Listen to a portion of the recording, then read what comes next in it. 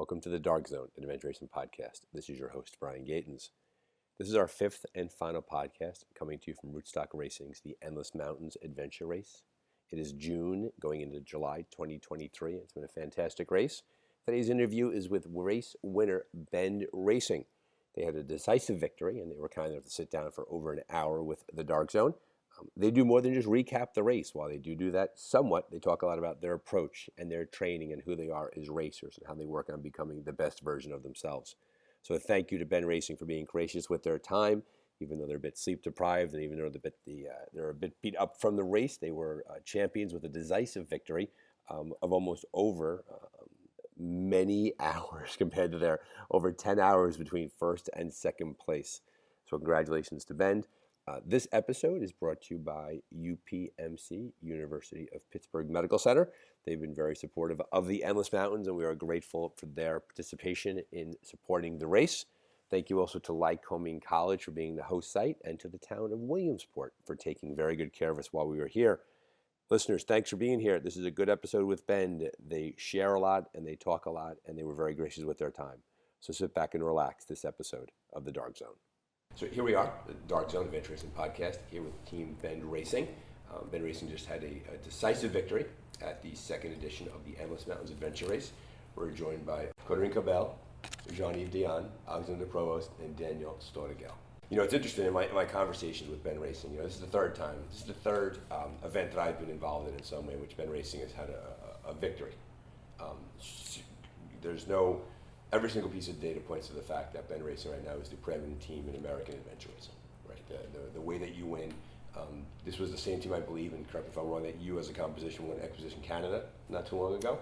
True. Right, and so here are two big races in North America that your team has rolled into those races and done very, very well.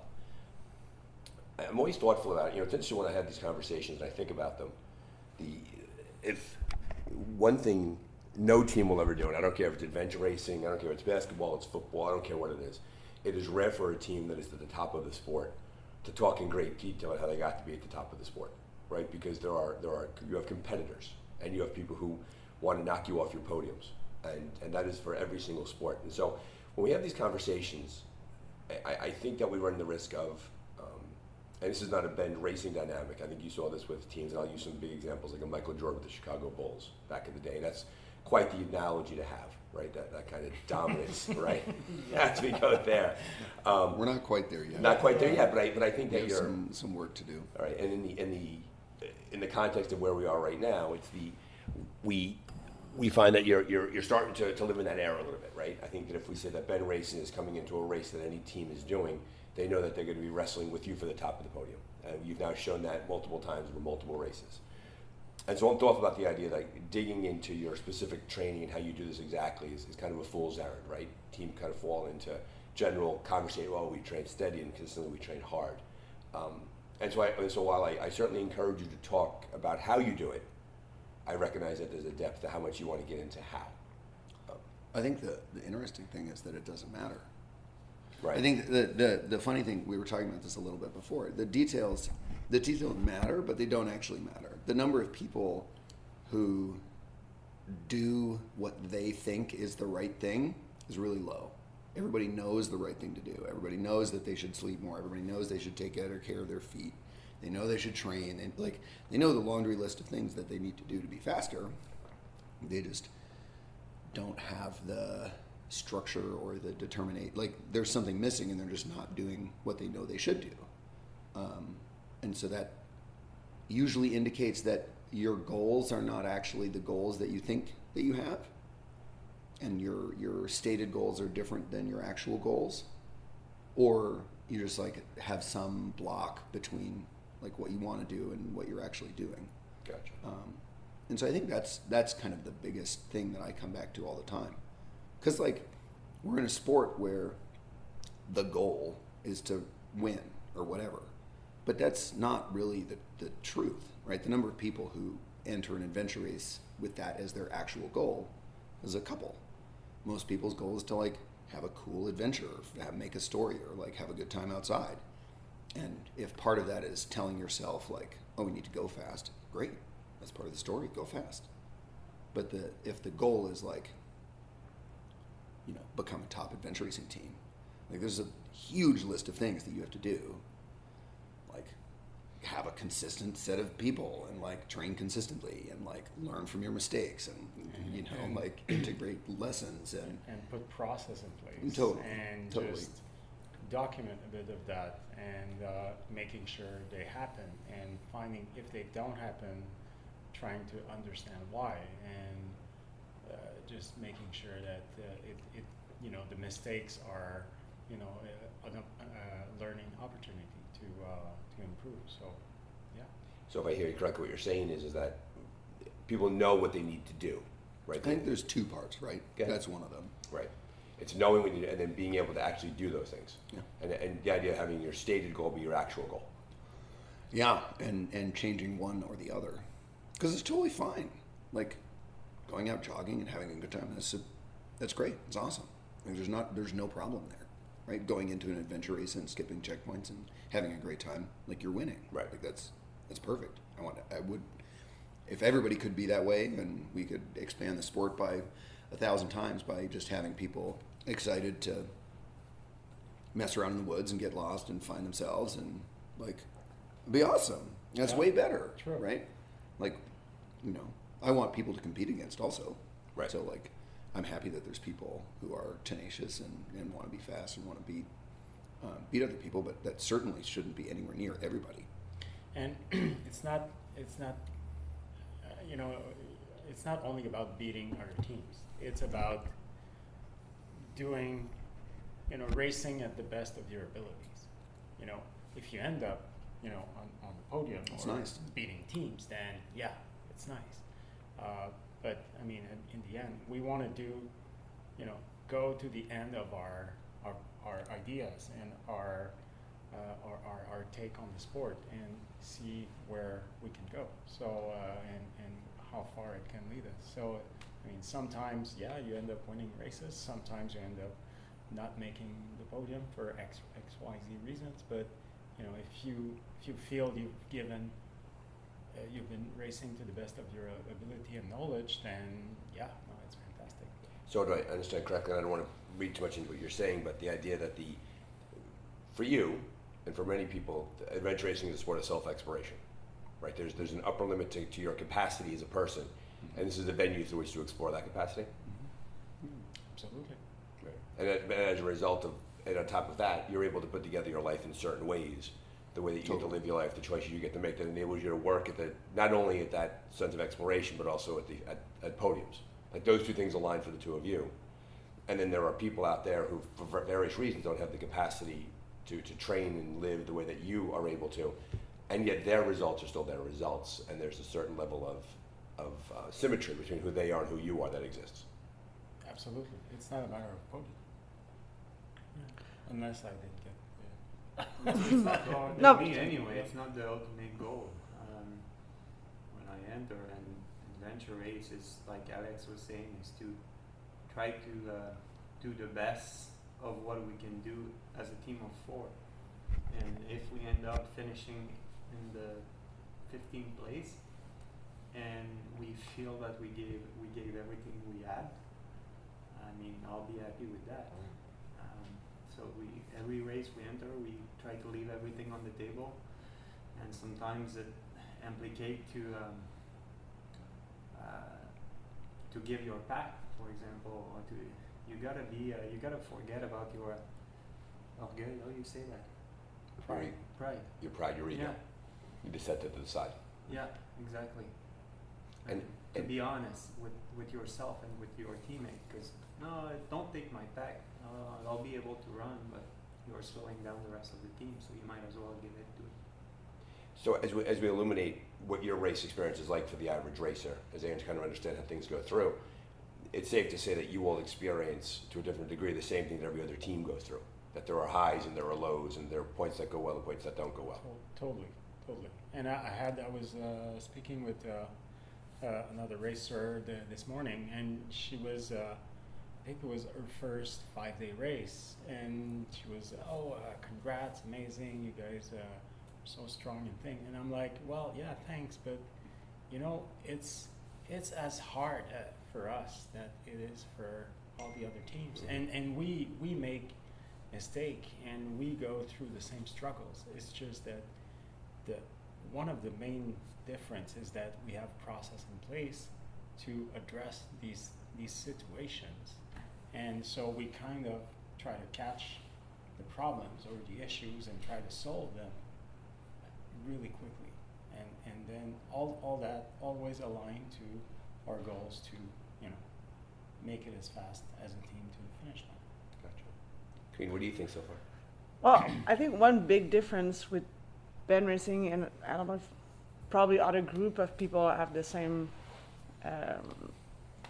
experience, but I mean, you can theorize everything. Like you can watch videos of how to learn to swim for years, and when you go actually in the water, you won't be able to be a good swimmer. Where expedition races, you don't do 10 of expedition races per year. You will do 2, 3, 4 if it's a huge year. So having a group of experienced people that can share their errors or their thoughts or their and we debrief with the entire team pretty much every races. So even if I wasn't there in Canada this year, we had a debrief with the team. They said, "Oh, we did that right," and this. So we kind of grow faster by sharing our experience and by racing multiple races in 1 year. So it's fresh in your memory. So you race, then the other race, it's other teammates, but they will give you some insight, and then you can apply that to the next race. And I think this is when it made a huge, the game changed, consistency. the game has changed for the team. But there's safety in process, right? Like the fact that you know where you want to end up, you know the goals that you want to have, you have personal responsibility to the team to be prepared to be able to race, to do things like that. But it sounds like that is married to an organizational expectation in which the debriefing and the sharing and the conversation takes place formally.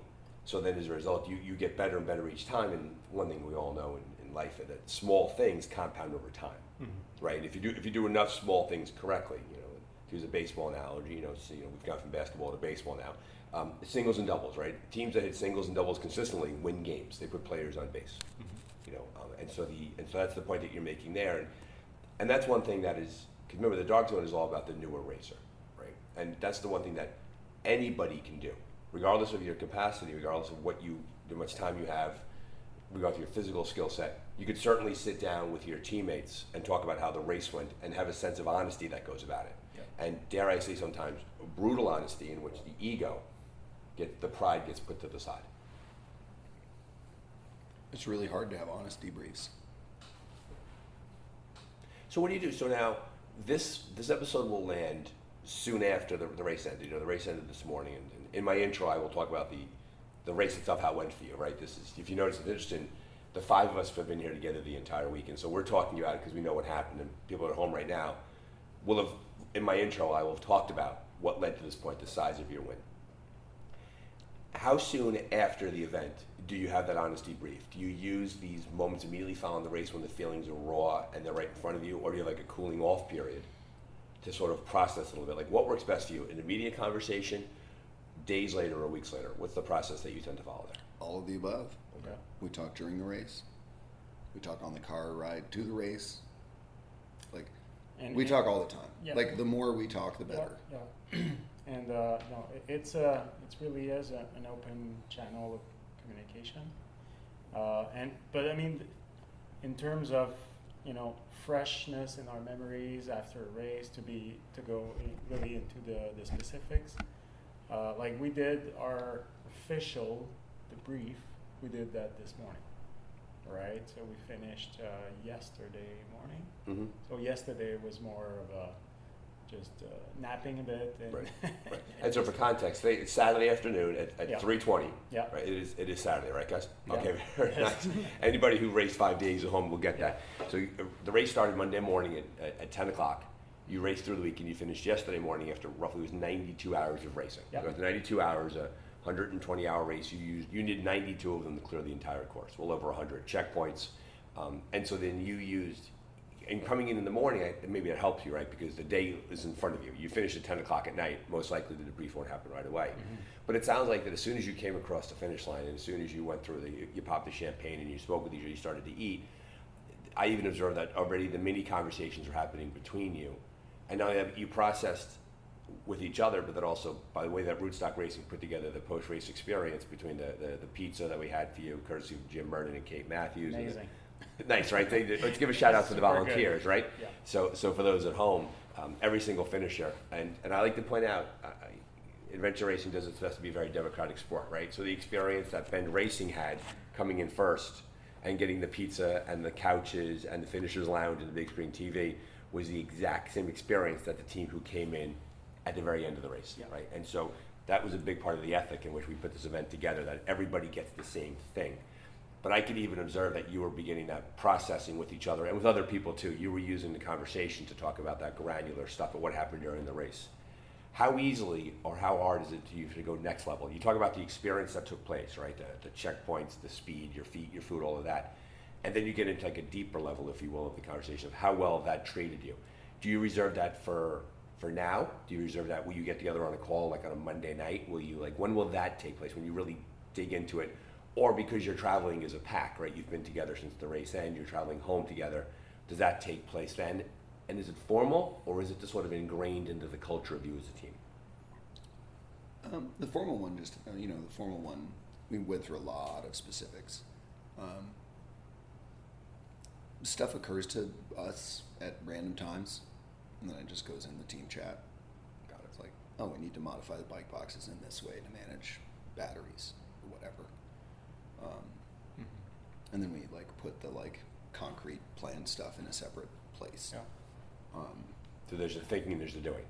We'll talk about this in general. Here's the philosophical conversations we'll have, and then here's the application to that to our race practice. Yeah, and there's so many different kinds of conversations that have different textures.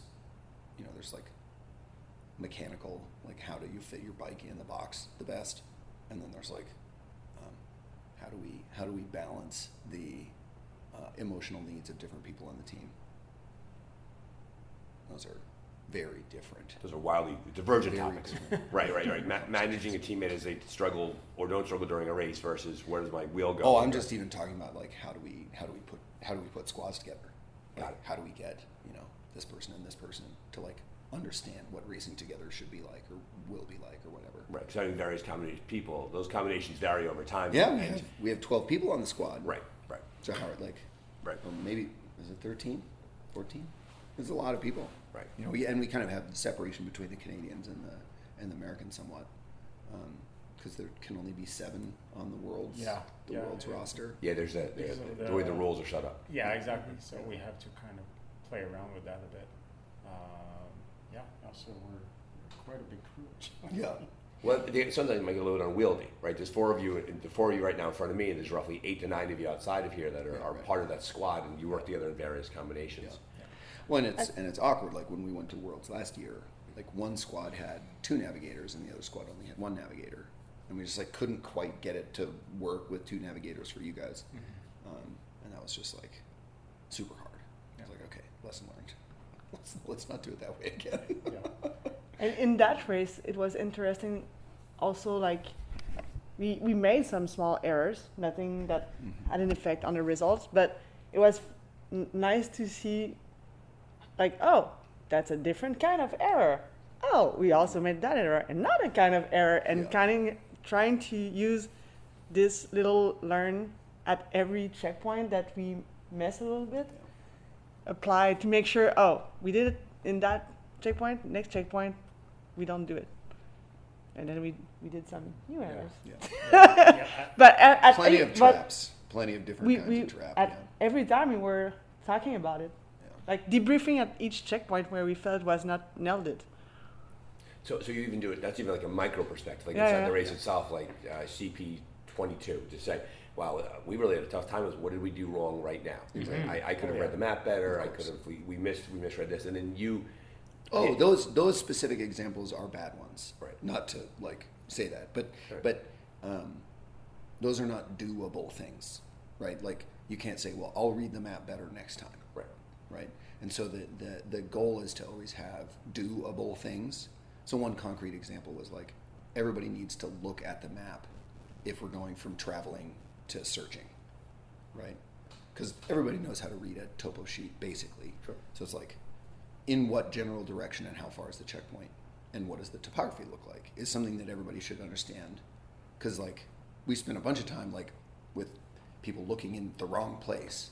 And then Alex and I are navigating, and we're like, what are they doing over there? Right. And I was like, well, we didn't like communicate this properly. Yeah. And so like the action is, if we're doing it, just like look at the map. And so and that's a really good learning, I think, for the newer racer at home, right? That when I've heard the example of like green, yellow, red, right? Mm-hmm. When the team is traveling in a large it's green. We're all sort of moving in the same direction as quickly as we can towards a point.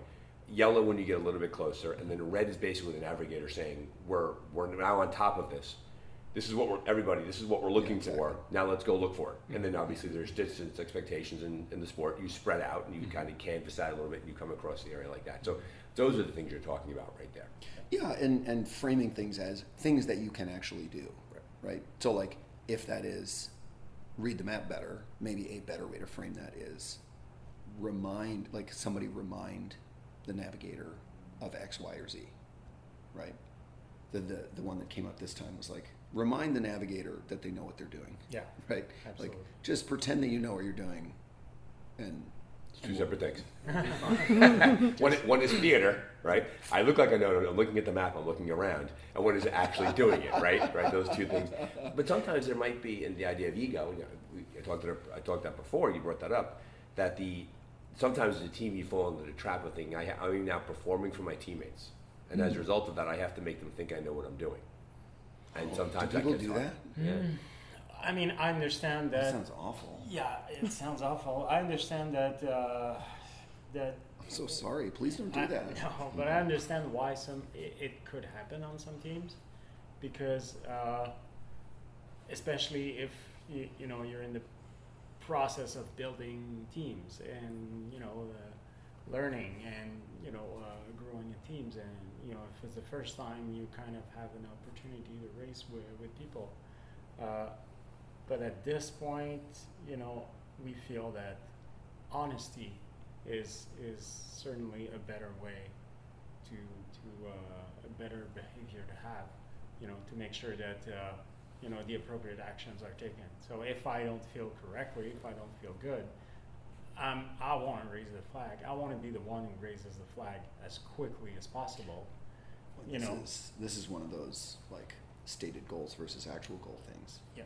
Some people want to look good, and some people want to be good. Some people want to feel fast, and some people want to be fast. Right.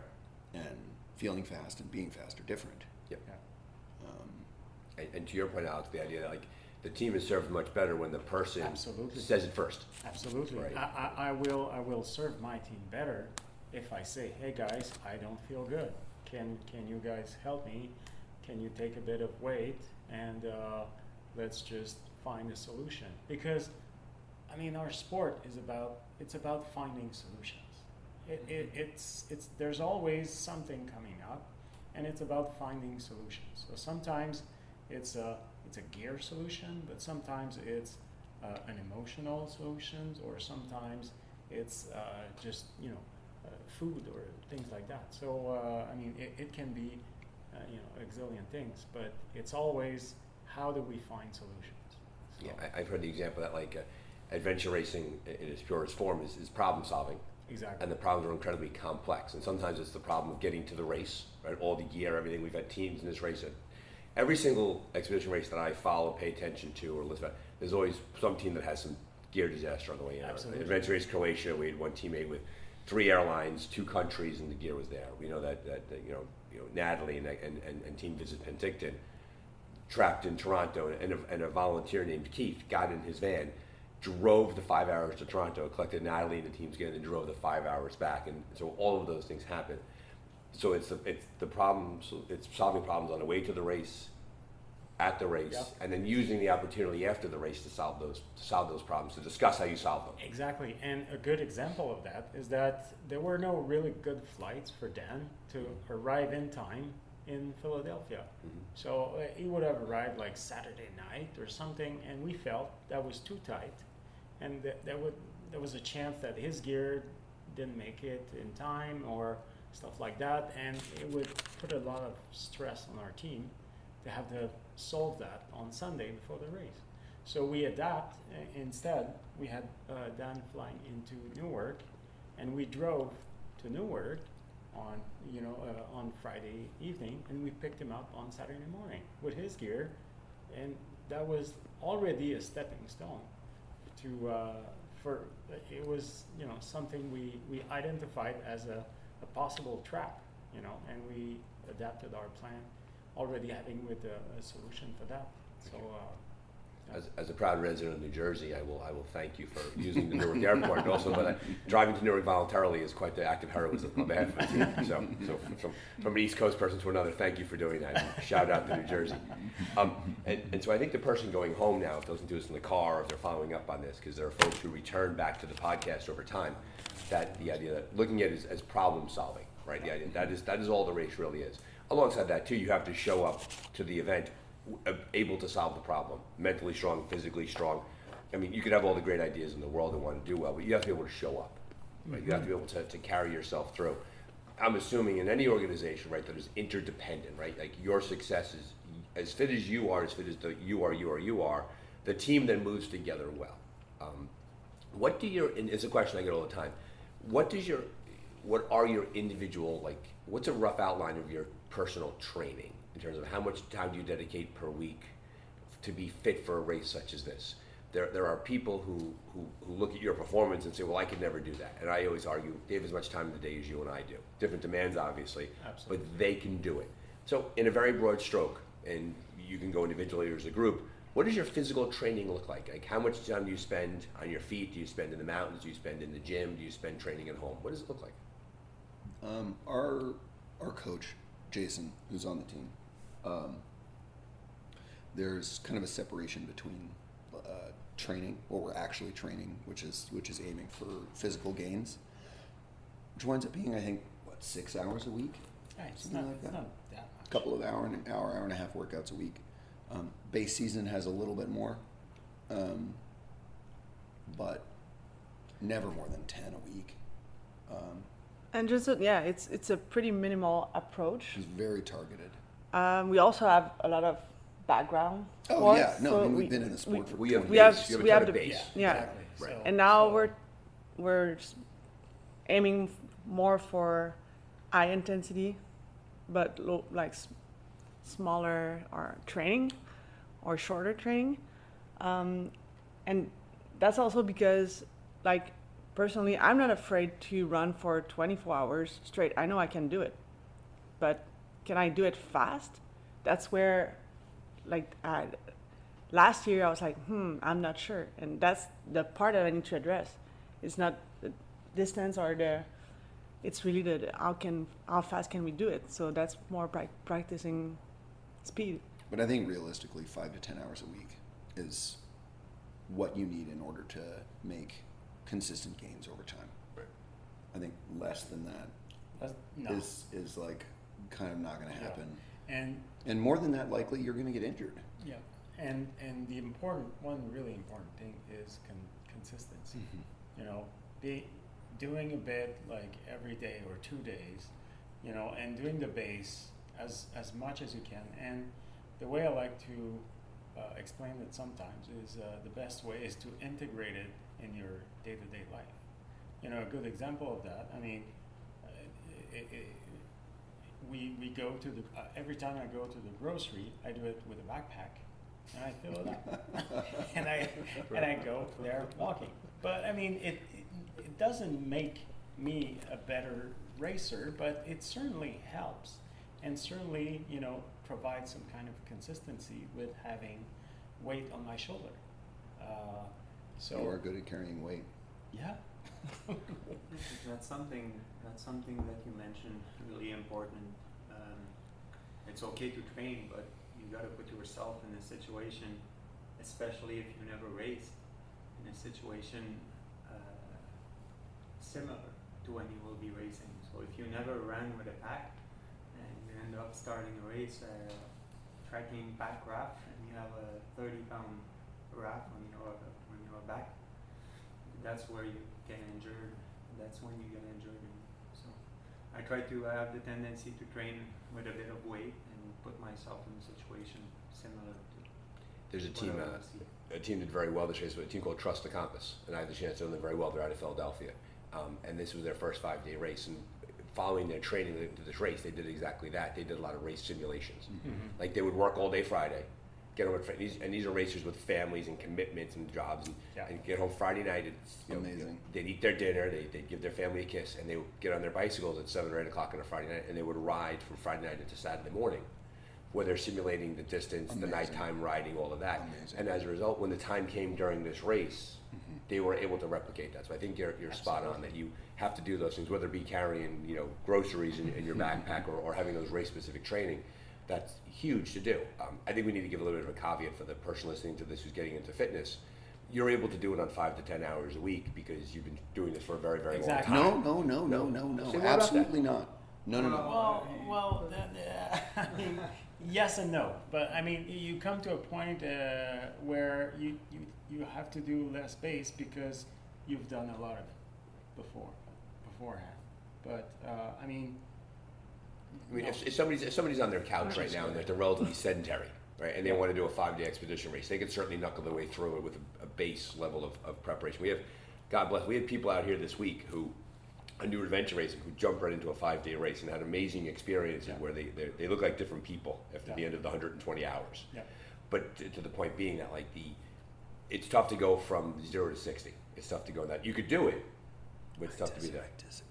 I disagree. Like, I think over time. But the name of your blog is Dan Disagrees. That's right. I do a lot of disagreeing. I think I called Dan, and Dan was one of the earliest guests, and I called him the philosopher king of adventure racing. Absolutely. I think you had the quote, "No such thing as an infinity hill." I apologize if I attribute that to you. No, I mean I think the question is what percentage gain can you get year over year? And I think when you're off and this applies to any kind of racing, whether it's like running or biking or whatever, and you'll have huge gains early on as you kind of like get to what your body is comfortable with.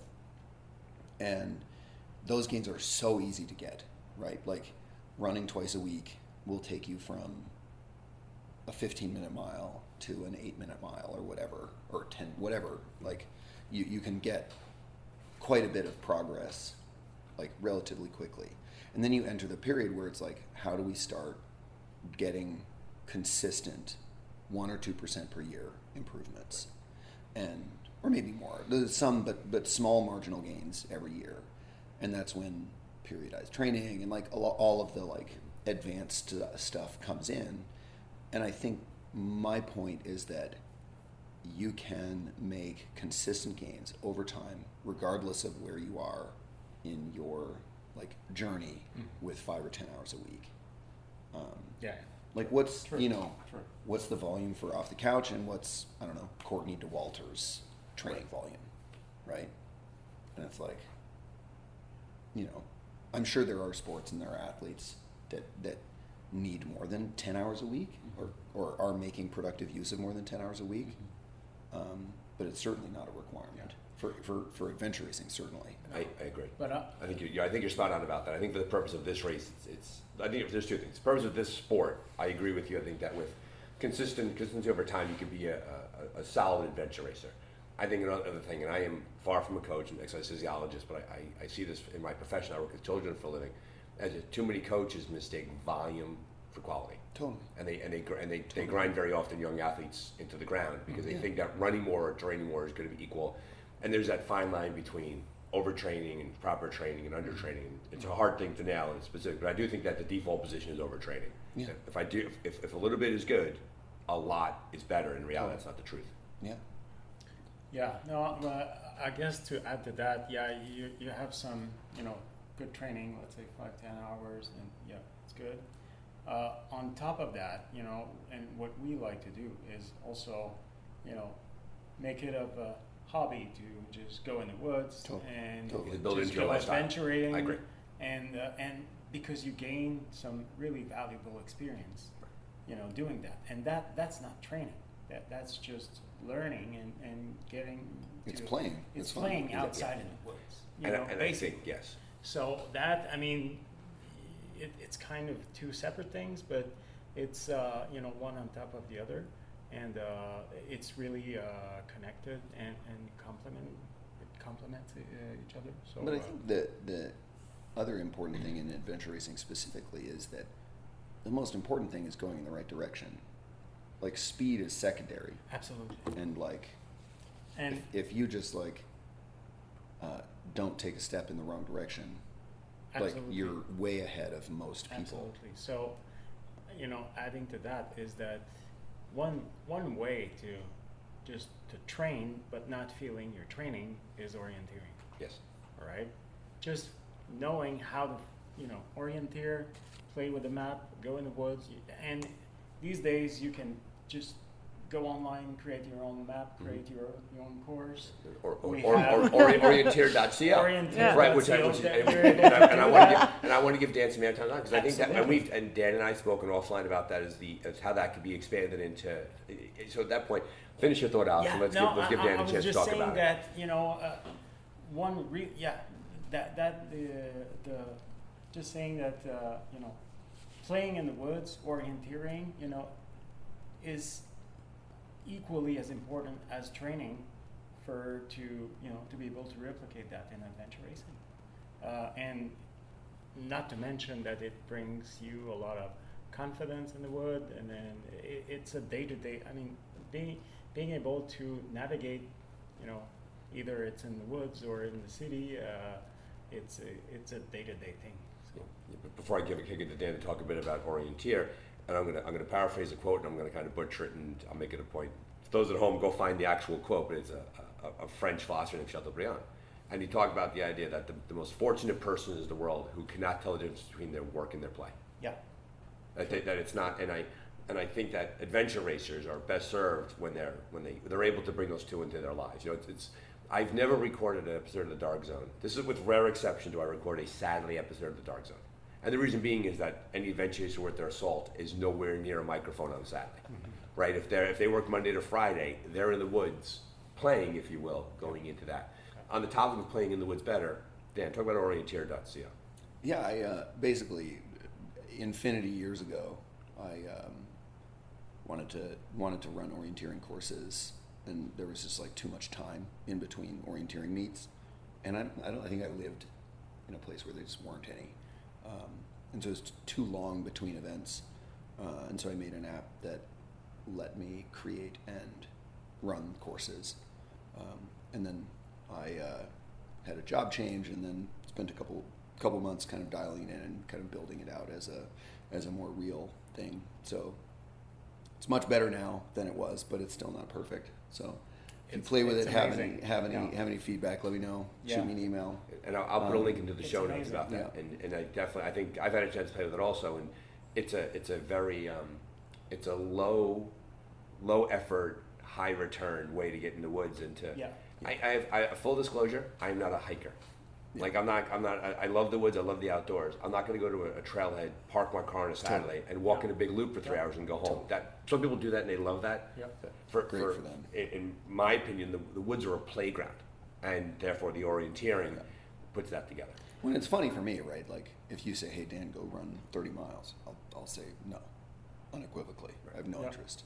And if you're like, "There's 4 checkpoints Here's in a 30-mile loop," Yeah. and I will run the whole thing happily. I'm and going to get tell my you gear. how- Yeah, exactly. let's go. Absolutely. Right. Just we before actually Ozark, we were on a ski trip actually in Gaspésie, and but we had to work on our run. So, but just to go out and run, was like I don't want to do that. So I've created In the coffee snow, runs. cold. Right. So I created that kind coffee of runs. voluntary misery, right? Exactly. In Murdochville, which is like a Yeah. old mining town Old with mining nothing town in interesting Gaspésie. really to see. But the way to to spice it up, so I used Orienteer, and I've created coffee runs. And in the morning, I was like, okay, here's the coffee run for this morning. And we were just running in town, and I created a skio. So we went for a skio. It was my friend's birthday, so as a birthday gift, I made like a little adventure. Right. So just make it fun, and the training, you will, you will forget it's training, and it's actually really, really good. And that's for the idea of adventure flow. racing. You get so lost in the event, you really don't realize that you're working. Exactly. What I want to do, and I recognize that we have a banquet to get to, and and what's interesting is that 90% of my interviews take place over Zoom. Right, I'm really in the room with the people, and so the reason why we're in the room together is because of Rootstock Racing's The Endless Mountains, and I want to pay attention and honor the effort of Rootstock Racing to put the race together by letting you talk a bit about your race experience. Talk about the course, talk about the challenges, talk about what you did right, talk about what you did wrong. Like, what's your overall take on the experience you've had here over these 5 days? I'm super impressed. In this country, there's been a lot of logistically challenging races where, like, you have to do your own hotel and you have to sort out exactly when everything's going to happen, and it's not totally clear what the deal is. And Rootstock has put on just a phenomenal event with, like, so many different bases covered. Super easy to show up and focus on what you need to focus on. And so that has been really great. The course itself, also amazing. I was blown away by the variety. The variety. In a state I never thought about visiting. Yeah. Well, they talk a lot about that, how that Rootstock Racing, and Brett and Abby out of Philadelphia, and they spent a lot of time here. They talk about how they feel as if this part of Pennsylvania is like somewhat of an undiscovered playground area. Totally. Yeah. Totally. No, a lot of, really, really green, small valleys, that we got to see. And I don't remember the checkpoint. If I look on the map, I'll know. But it was a green spur, like a perfect spur. And it wasn't that big, but you could see it. And it was crazy. It's beautiful. It was beautiful. And but I mean, it was trying to, all the nature was also trying to Sting you. sting you. Well, it's a tough Take a call, piece of you. right? Between the Mountain various Laurel things, Mountain and Glory you're fighting through, and then obviously Yeah. on the Appalachian Trail, which we were nowhere near. That's eastern Pennsylvania, far east. But Yeah. they say Yeah. Pennsylvania is actually Rocksylvania, right? That the terrain Yeah. you're traveling Yeah. on is not Yeah. smooth, and it's really very technical and trying that way. Yeah. And so the trade-off for the beautiful views and the beautiful course is the fact that it's really hard to get to some of these places. Yeah. True. When did the race get hard for you? When did the race get hard? When we start to climb. Because I'm from Canada. I live in Ottawa, so I try to train on the treadmill. But to be honest, sometimes the motivation to train on the treadmill versus going play outside is a bit difficult. But that's definitely one of the places where I struggle. So I'll be focusing a little more on the The elevation, the up and down. gaining some elevation. I'll be spending sometimes in out west and Alberta this summer, so excited about that. Yeah, I think I had only one moment of going crazy, and it was really about those stinging needles. Stinging nettles, yeah. We had a trail that was just covered of this, and I didn't have the chin guard. I only had the opens, which usually is perfect to go through stuff like that, but they were just going on you. They were going on my ends, and I was just like, oh my God, I hate this. Why I'm here? I will never come back here, never again. And I was like, okay, I need to change my mood. And same thing with the mountain laurel. I was like, oh, I love flowers so much. It's one of my passions. So we walked through this super nice trail, and I was going through those nice bushes, and I was like, oh my God, the flowers are so nice. And then next checkpoint was straight through those bushes, and I was like, I hate those. Right. Yeah. And I was thinking about Brent that had to go scout all those places. I was like, this guy has so much will. Unbelievable. His training stories are other people's life stories. Like what he does for training and research to find these places is incredible. Because we did one, so that means that he did all the other around to find the best one. And a lot of it doesn't make it into the final version. Absolutely. Yeah. Right. So that was the tough part, right? That was the natural terrain. That's where it got challenging. And we've talked about your teamwork dynamic, and I don't think your teamwork would make it challenging for you. There's challenging moments, but it's not challenging in general. When did you know? And I had a chance to be a TA7 when you pulled in. You saw there was one set of bike boxes waiting for you, which is a sign that you were clearly the leaders of the race. What was your attitude during the race when you're out at the point in by yourself, you're not seeing other teams? Do you even talk about your placement in the race, or you just put your head down and work hard, or is there any analysis where we haven't seen so and so for a long time, or do you live in your own head and you race your race, and no matter what happens? How much time did you spend looking behind yourself? Is a good way of saying it. Oh, well, I mean, we kind of had a first glimpse of. We knew we were doing good because we got out of the first stage in first place. So we're like, okay, well, this is going well. So, but early on in the race, it really is just about trying to find our own rhythm and do our thing, and just not letting ourselves distracted by the placement too much. And then at the at the hike, the trek loop where we had the climbing, so it was a bike drop. So we dropped the bike. Okay, we go do the climbing, and then we knew that on the way back, if there was people, then we would probably know the gap, and I think it was about an hour and a half. So really, when you knew, because there were no other bikes waiting there when you turned the corner. There was one set of bikes, and actually Jean-Yves, I think, saw the timesheet, and so it was about an hour and a half on bone. So we're like, oh, an hour and a half, but that's a good place to be. So and then after that, we just of course you have that in your head, but we didn't really talk about it much. A little bit at one point, because I think on the paddle, I was looking back all the time. But that's much later. And but this is much later. It was late in the race, time. But I was feeling that because we were sleepy on the paddle, that we were not paddling as hard as like we could have paddled if it was on the first day, on second day. Right. Even if we did amazing time. And this is where usually I don't care about our position, but when we come close to a finish line and we're in first place, I feel that I have something to lose instead of something to win. Right. This is where I get a bit like nervous, and I was turning my head all the time. Even on the bike, I was sometimes you when you sleep deprived, you kind of hear voices in the wood, and you're just like, is it just in my head, or there's actually a team behind? Are there headlights out there, or someone coming this way? Yeah. Am I hallucinating? Or? Right.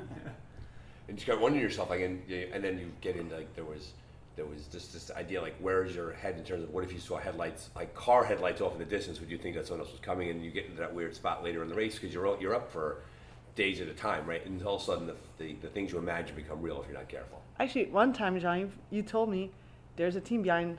Yeah. Dan. Yeah, you told us. Yeah. And did you make that up, or No, seriously. We're trying to motivate them. Like, wake these guys up. Guys, they're right there. We gotta go. They're right there. Maybe it was a car, or I don't know. in the middle of the wood, I'm yeah. Sure were we? Yeah, in the middle of nowhere. But anyway, but one thing we're trying to integrate is trying to do our fastest time for us. So even if we have a lead, is how fast can we reach a finish line? And that's something that we always remind ourselves during the race.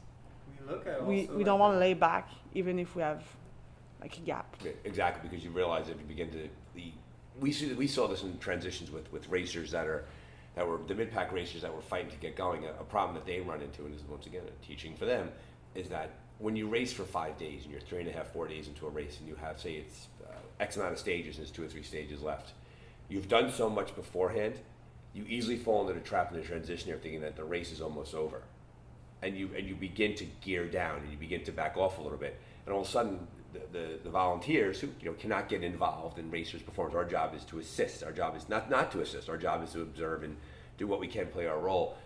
We were almost willing them, like, no, you really have to get going. Like you're going from racing to not racing, and yet there's a lot of the event left in front of you. And so to your point, you can't really, the minute you come out of that fifth gear, everything sort of changes regarding your attitude. And if you're not careful, then mistakes happen. There's a nutrition mistake, there's a navigational error, and you could burn, you had a commanding lead at one point, but we all know what a bike mechanical, you add a bike mechanical to a massive nav error to someone, having a bad stomach. Your 10-hour lead could evaporate like that if Absolutely. you're not careful. Yeah. Yeah. And I think what's interesting is how different attitudes affect different people in different ways. So I am super sensitive to the competitive anxiety piece. Mhm. So the competitive anxiety does terrible things for my navigation quality, for my performance, for my reliability to eating. All these things go out the window. Like when I have that negative competitive energy. And so for me, I have to be very careful with like the stories that I let in and the narratives that I tell myself, because the right ones are super motivating and the wrong ones are motivating in a dangerous way. Right. And like one of the checkpoint 22 is, which we really struggled to find at night, we figured would be super easy to find in the daytime. Turned out wasn't the case. Turned out everybody struggled for about the same amount of time that we did. But so we had a hard time finding it in the fog in the nighttime. And I was just like, well, that's what leads are for. It's like threw away 2 hours of our lead by getting to a checkpoint early. And now we have to, grind it out again and try to get that lead back. But to that point, you don't use that anxiety in your belly as being something to keep you moving forward. That's almost like a toxic level of anxiety. The For fear me, of absolutely. attaching. Right, right. I find it super the opposite of motivating. Right. Because if those anxieties come true, then the bottom falls out. I don't actually know. I don't know what the experience for me is. The tighter you grip, the more the sand goes out of your hand, kind of thing. Gotcha. Right. Like the easiest way to swim fast is with a loose hand. Right. Like the more you cup it, the less you're actually pushing water out of the way. So it's kind of this counterintuitive thing where it's like, smooth, fast, like relaxed, confident, like keep your eyes open and your heart open to just like. And I think that's a huge point to make for the folks who want to get better at this. I had the chance to be every transition during the course of the race. I had a chance to watch every single team. And whether it be a team at the pointy end of the race, whether it be a mid-pack team, or whether it be a team that was more towards the back, the teams that had the best experiences were those that were the calmest and the loosest and the most relaxed during the race. Mm-hmm. Like rarely did I observe a team that was tense with each other having a good race. And that sense of tension with each other does not lead to increased performance. It leads to increased anxiety, which therefore things kind of fall apart, which requires the teammates that when they want to get tense and they want to get fired up, they have to turn down their internal monologue so that they don't turn the team upside down. Oh, I'm happy to have the conversation. We've many conversations where I can feel the excitement turn into anxiety or like. I think there's a lot of space and a lot of space needs to be made for the thing. The challenge is kind of keeping it contained, right? You don't want somebody else's anxiety to become your anxiety, right? You want to make space for the thing and like let that emotion take its course and not like turn it into a wildfire. So during a race, intense race situation, there has to be a healthy distance between your teammates' emotions and your emotions. And he or she may need to step off to the side to work through them independent of you. Interesting. I honestly, I think my attitude is one of let it be, right? Like you're feeling your feelings, right? Like talk about them. We can talk about them and try not to make them my own, right? You go be you, and I'll be here to support you, but you exactly. have to work these things out on your own. What do you mean by on your own? Like you want to give your teammate a chance to process out in their own head a little bit the thing that they're struggling with. They may be able to resolve on their own. And I would prefer them to talk to me about it. Like I want to hear about it. Gotcha. Right. So the example from this race, if you don't mind me telling you. No, go ahead. We spent a lot of time on foot care, and at some point, Corinne was like, "We are stopping. It feels like we're stopping too much," and so I said, like, what do you want? How do you want this to go? Like what do you feel like is going wrong? And I think there were two things going on, and let me know if I have like psychoanalyzed you correctly. But like one of them is there can be inefficient stops. So if Jean-Yves is the fastest putting his shoes on, which pretty much 100% of the time you were, Yep. like every time you were ready the first. Yep. there's like that moment of like annoyance that Dan or whoever is like taking too long to put their shoes back on, and that can compound into this like, these stops are inefficient, we really need to dial this in, we should be able to like make this better, which I think is a super healthy discussion to have, right? Of like, how can we make better use of our time? And I think another piece is, it almost felt guilty how good our feet felt, and like we should have been pushing a little bit harder and have the feet hurt.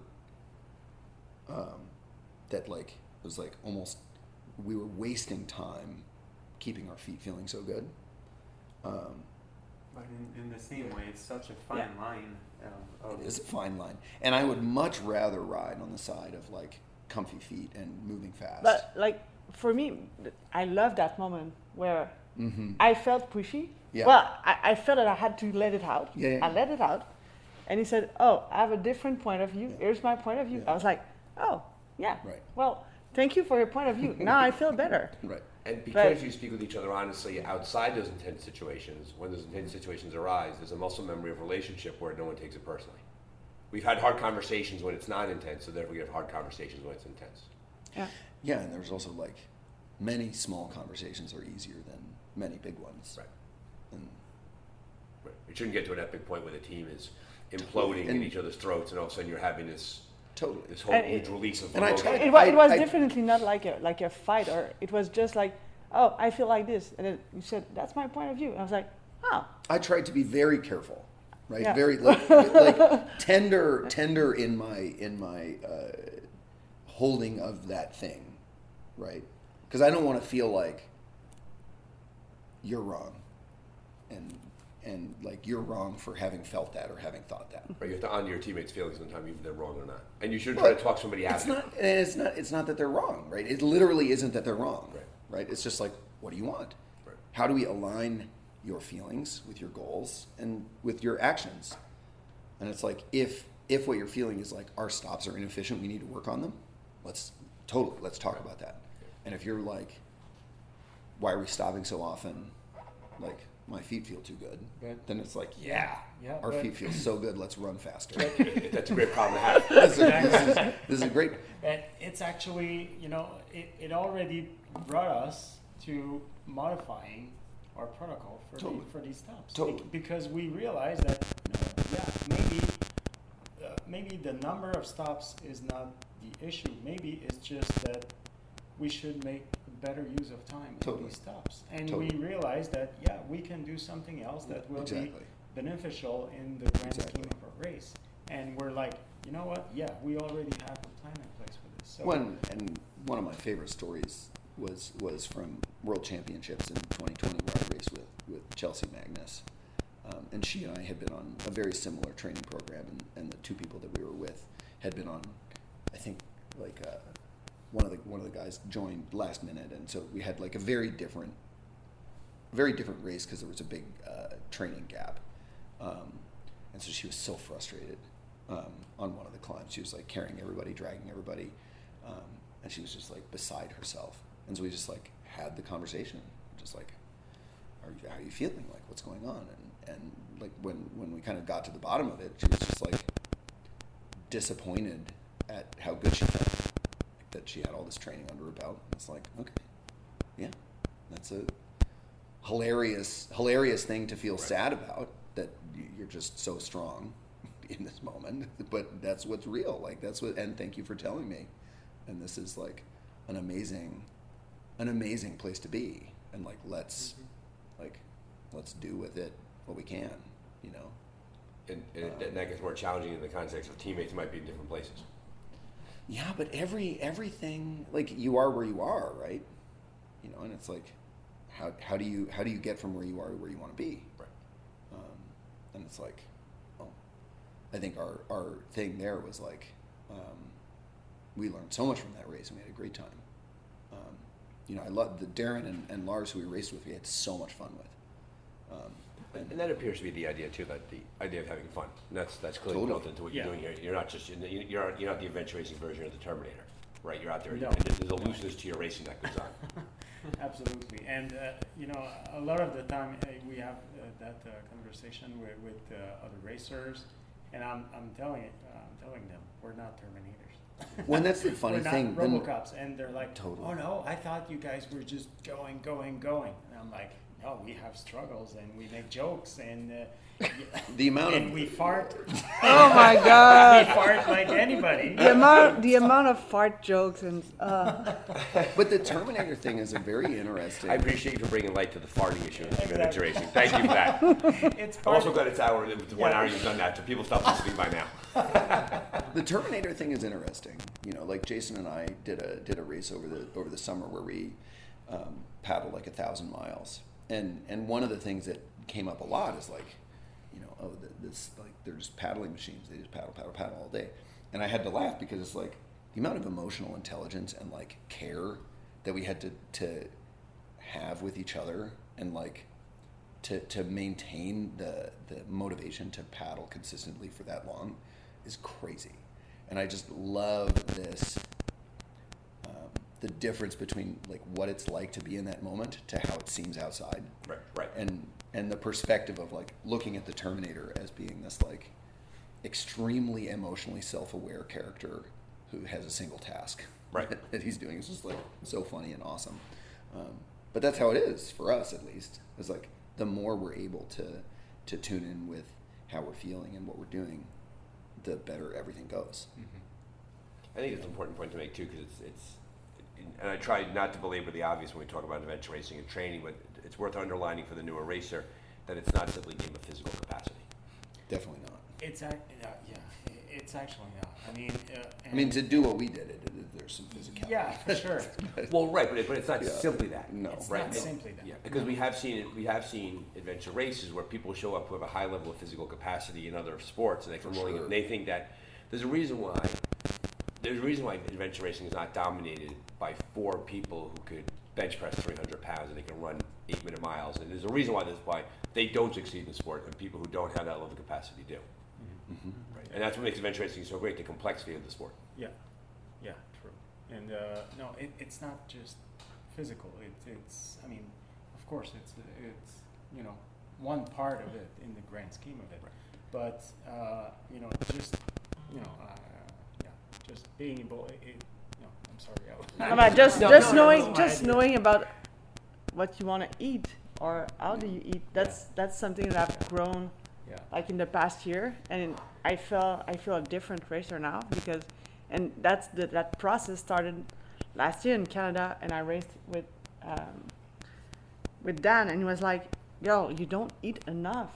You don't. I never see you eating or drinking." I was like, "I'm not hungry," and then he pushed me to that, and I was feeling so good, and since then, every races I'm working on that. Yeah. So that's one thing that it's not about my training.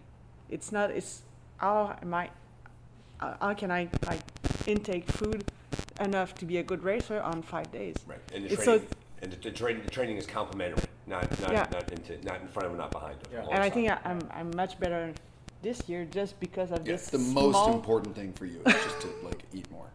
Yeah, it's Well, a small I've driven thing. up one of the TAs where we had some food laid out, and because you were in the front, you got like there were food trucks. You full disclosure, you gave the race organizers fits because you were so far ahead. We had to run ahead to open up transition areas because you had this huge lead, and so the race got really long. And so the volunteers were tasked with getting you food. Food was promised to the racers who had to get you food. We know that there's dietary restrictions, so a salad was put on the table. And you literally walked through, didn't stop, grabbed the salad and kept on moving. And you were delighted there was a salad waiting for you. Things like that. And so clearly you've met the goal of eating more during the race. You did that. That was a box check for Endless Mountains. Yeah, and just to come back on the point of you know, training versus everything else, I'm kind of coaching a team for Worlds. You know, teams. It's a new team, but they have this huge challenge in front of them. And you know, one thing I'm stressing out is that it's not just physical. You know, you got to practice everything. You got to practice how to put your bikes in your box, and how to unbox that, and how to not make this you know, a mess after a couple TAs, and how to you know, how to execute a transition, you know, and have plans and process and things like we talked before. So all that is super. And yeah, and we saw the times different between legs, but TAs, you can go from 10 minutes to 2 hours. Right. Yeah. Just right there, It would- like it. If you're not careful, it's amazing Yeah. how quickly time passes in the TA. It was one of our goal in this race was around, maximum 20-minute TAs. We Started slipping towards the end. Yeah, we be started honest. slipping. So That's a natural byproduct of you knew the lead you had. Yes, and yes, and but there's yeah, there's the organizational aspect was the piece that flagged for us. I think it was really the last TA that was the it was the just the actually last bad TA one. that took us a bit more time. We didn't apply. That was the paddle to the bike. Yeah, and for this one, we didn't apply what we know we should have applied. Yeah, exactly. Exactly. It's the only- doing that's what you exactly- You knew know. what you had to do, you just didn't do it. And- Right, right. Yeah, and I think part of it, is probably knowing that we have a comfortable lead. Right. But I mean, it's not a good reason. But I think it's also a potential indicator that we need to be sleeping more. I think seeing TA time slipping over the course of Yeah. the race is an indicator that there's not enough rest, Mhm. or that the rest is mistimed, Yeah. or that something is going on there. Yeah. Um, And well, I mean, one thing we did not apply what we kind of left our foot off the pedal there with our own process and procedures because probably we kind of lost focus of it. And I mean. but we switched into loss prevention mode. Yeah. We would not have normally packed a entire tire, several extra of everything. Well, you were probably concerned about that massive mechanical. Well, exactly. Exactly. Right. And Yeah. so on the last. If we had had an ride, extra derailleur, we would have brought it. you kind of bring everything because Yeah. if it breaks down, you're on the last It doesn't leg. help you in your, it doesn't help you in your bike box, right? It's in the bike box, so you're like, well, we brought it all the way here. I mean, I'll bring it to the finish line. Right. I mean, I'm touching woods. It's we rarely have. It happens once. It happens Well- once. I mean, having to change a full tire, it happens rarely, but. But it's funny that we bring it only on the last leg. It's almost like a good luck. Yeah, right, something exactly. like Yeah, it. you also don't want to tempt fate. Yeah. Yeah. Right, right. It would probably kill you to be a massive mechanical with a tire, be in the middle of Nowheresville, Exactly. and all of a sudden be like, I guess we're now going to run the rest of this, Mhm. and it would, and if only we had carried this extra tire, Or but go on same the point. wheelie. Right, exactly, right. A unicycle on the way in. Yeah. Because if there was one place on that race where we should have had a tire, I mean on the first leg, which was 120 kilometers, Mhm. should have bring Which that was the that most technical equipment. riding. Yeah. Well, I want to be thoughtful of your time as the five of us sitting here speaking. The entire race organization is now moving towards the finishers banquet and the award ceremony. So I want to be thoughtful about Bed Racing's time. And I'm thankful for coming on the Dark Zone. I appreciate it. What I want to do is I always like to give the guests a chance to sort of close it out. Think of the newer racers sitting at home. What do you want them to take away from the entire experience that you've had? Be kind to each other. Make space. Listen to people. Listening is so important. Mhm. I don't know. Also, just make it happen. Get out there. Get out there, and I really enjoy what you said at the opening ceremony at the meeting. Yeah, that you speech know, was great. Yeah. You Thank you. you're allowed it was super good. So it's like you deserve to be here. You can do this. You're enough. You're Yeah. enough. It's your chance. It's your life. Just make the best out of it. These races are all about that. That's what adventure racing is for. I want the racer to remember also is to be grateful about the work that the race director do when they create those events. And I kind of realize, especially here, the amount of work that Brent and Abby did to create that course. It's countless hours. Yeah, alongside that, over 25 volunteers. Yeah, And so it's a huge, Yeah. Comes Yeah. here and sleep as And- much as we do, sometimes less. I've been here for the whole week. It's easier to race. Yeah. Yeah, and volunteering in races is its own experience. You know, you spoke of Keith, who drove all the way to Toronto to pick up a team. You know, it's and these stories in races. You know, we hear about them all the time, and they're amazing. And only in our sport, well, I mean, maybe not only in our sport, but it tends to happen a lot in adventure racing. But it's all about people being kind to each other and be there to support each other. Karine, take us home. What are your last thoughts? Oh, that's a hard one. Yeah, just do it. Try it. I think Yeah. there's a lot of people around me who was like, oh, what you do is just impossible. Like they think you cannot jump in and try it, but it's not true. It's true. If you're interested in that sport, just try it and do it and experience, and you'll come home with so many stories in your head and so many memories that it's worth it. And I often say there's not many sport where you can go to a hotel or go to the restaurant during the event, right, while you're competing. Right, get a room, go to sleep for a while. Get a room, sleep, stop in a snack bar, and get to the finish line and be still doing the event. It's crazy. So, The reason 1,000 why adventure racing is the best sport in the world. Absolutely. Well, Ben Racing, thank you very much. Travel safe home. Good luck at Worlds. We're going to be putting teams together for that, and all the best. Thank you.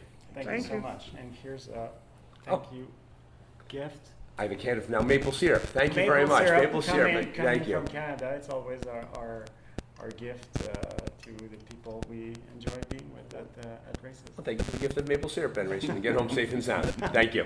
Well, there you have it, adventure race fans. Another good episode with Ben Racing, champions of the 2023 Endless Mountains, presented by Rootstock Racing.